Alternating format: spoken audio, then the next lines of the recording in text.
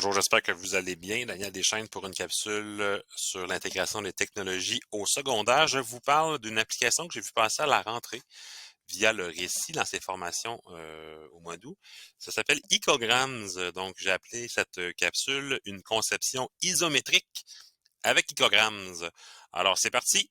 Alors, Icograms, c'est quoi? C'est quoi? C'est une application qui nous permet, qui est en ligne, qui est gratuite, qui nous permet de un petit peu inspirer des jeux vidéo, je dirais même un peu vintage, comme SimCity, de faire des projections isométriques, donc en perspective, en 3D, pour représenter le territoire. C'est vraiment une application, puis je sais que Minecraft a son lot d'adeptes en ce moment pour recréer une société, un monde, mais on pourrait, je pense, illustrer les caractéristiques d'un territoire qu'on pourrait voir en géographie, entre autres choses, avec cette application-là. C'est assez simple à intégrer. Ça ne demande pas un manuel d'instruction très long à lire. On va tout de suite voir cette application-là. Juste dire que le récit a une tâche déjà à son actif sur les grands lacs du territoire industriel où on demande des caractéristiques du territoire industriel, les fameux facteurs de localisation, j'imagine. Donc, Icograms Designer. Donc, je suis dans icograms.com.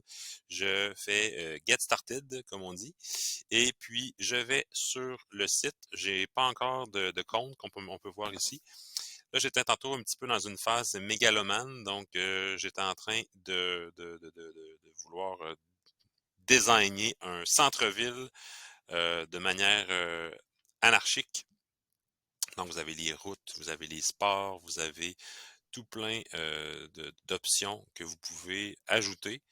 Le mobilier, tout ce qu'on peut voir dans une ville. Donc, ça se transpose très bien à plusieurs territoires, types de territoires en géographie. Est-ce que le croquis géographique serait également une option? C'est à vous de juger. C'est sûr que pour le côté historique, on repassera. L'architecture est proposée, elle est très américanisante. Un gros style colonial, quelque chose de très 20e siècle, un petit peu des fois fin 19e, mais on n'a rien de franchement québécois ou nord-américain, québécois, français d'Amérique. Bref, mais ça, je pense, géographiquement, beaucoup de vertus, puis je vous encourage à explorer cette application-là. Ce qui est le fun aussi avec l'application, là j'ai des petits pépins, c'est que Icograms nous offre aussi des templates, donc des canevas qui sont tout prêts d'avance et qui peuvent vous inspirer à reproduire. Donc, quand je pense au territoire industriel, je pense à ce genre de trucs-là. Vous avez aussi ce qu'on pourrait appeler presque des graphiques d'information un peu plus géographiques. Donc là, vous avez des processus. J'ai déjà parlé du graphique d'information l'an passé dans les tâches à distance. On était peut-être plus en histoire, mais on pourrait reproduire des phénomènes géographiques humains, dans le fond, par le biais de cette application. Donc, on est vraiment dans les processus.